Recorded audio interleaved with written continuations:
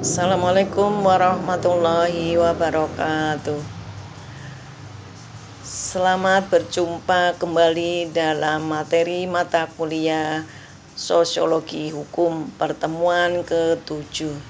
Di sini Ibu akan menjelaskan secara garis besarnya mengenai faktor-faktor yang mempengaruhi berlakunya hukum.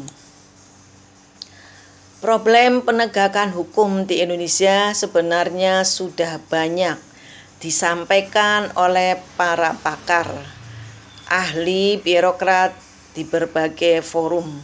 Seperti menurut Robert P. Sitman, ada 3 faktor yang berpengaruh berlakunya hukum, yaitu peraturan perundang-undangan, aparat pelaksana atau penegak hukum, masyarakat. Dalam hal ini adalah kesadaran dan kepatuhan hukum.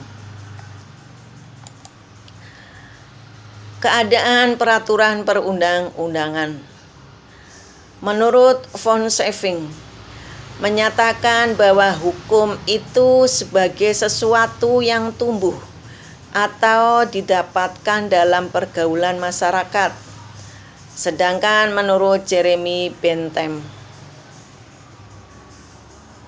menyatakan bahwa hukum itu dapat lahir dari perbuatan penguasa.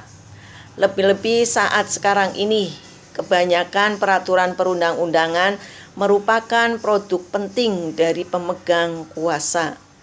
Hal ini terjadi bukan karena dorongan kekuasaan untuk mengatur, bukan karena kepada kekuasaan diberi kekuasaan membentuk hukum atau aturan, akan tetapi masyarakat sendiri yang menghendaki agar kekuasaan membentuk hukum atau peraturan perundang-undangan.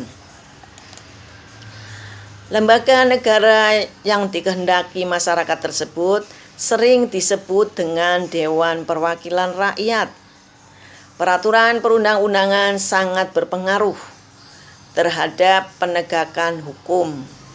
Oleh karena itu, sejak dibuat oleh pembentuknya perundang-undangan harus menyerap nilai aspirasi yang ada di masyarakat.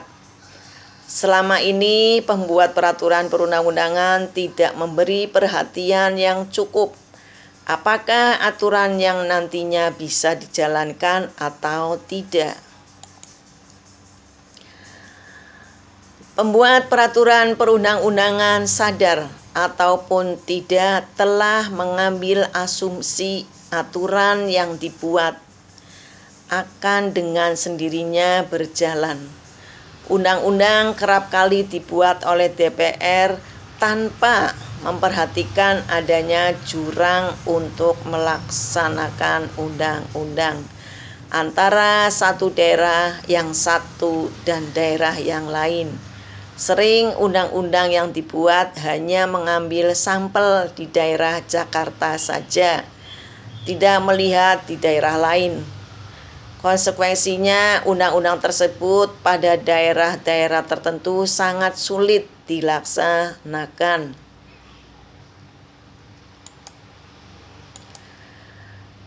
Pelaku penegakan hukum.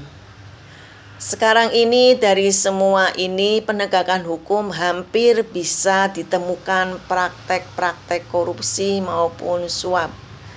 Dalam tingkat penyidikan, uang dapat mempengaruhi posisi tawar atas pasal-pasal yang akan disangkakan.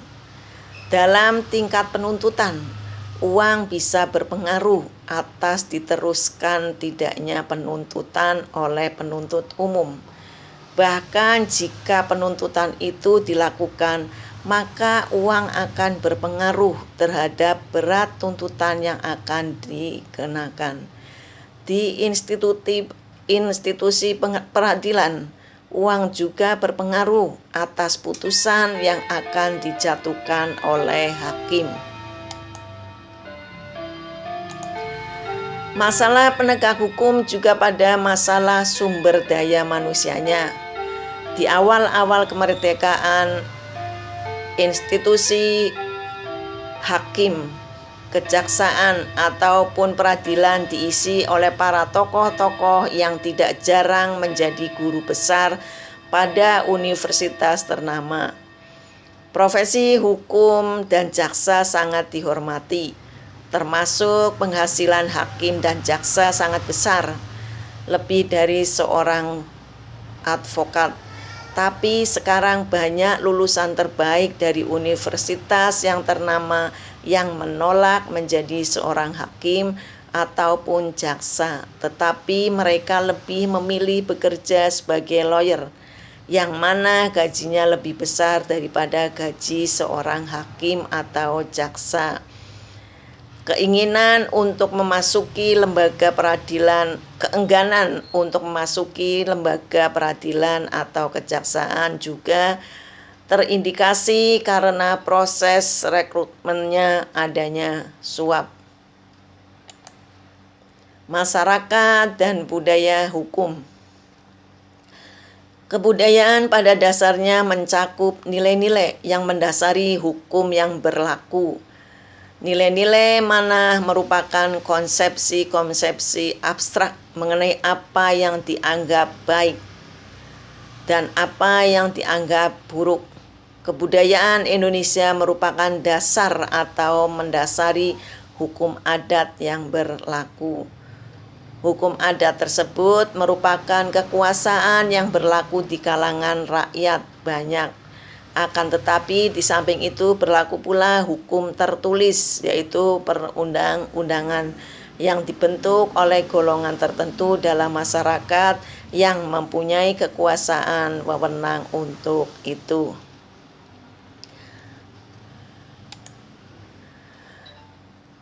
Fasilitas dan sarana prasarana. Peraturan yang semula bertujuan untuk memperlancar suatu proses malahan mengakibatkan terjadinya kemacetan. Mungkin ada baiknya bahwa pada waktu hendak menerapkan suatu peraturan resmi ataupun memberikan tugas kepada petugas dipikirkan dahulu sarana dan fasilitasnya. Tanpa adanya sarana atau fasilitas tertentu, maka tidak mungkin penegakan hukum akan berlangsung dengan lancar. Sarana dan fasilitas tersebut antara lain mencakup tenaga manusia yang berpendidikan dan terampil, organisasi yang baik, peralatan yang memadai, keuangan yang cukup, dan seterusnya. Kalau hal ini tidak terpenuhi, maka mustahil penegakan hukum akan mencapai tujuannya. Demikianlah uraian secara garis besarnya pertemuan ke-7. Terima kasih. Wassalamualaikum warahmatullahi wabarakatuh.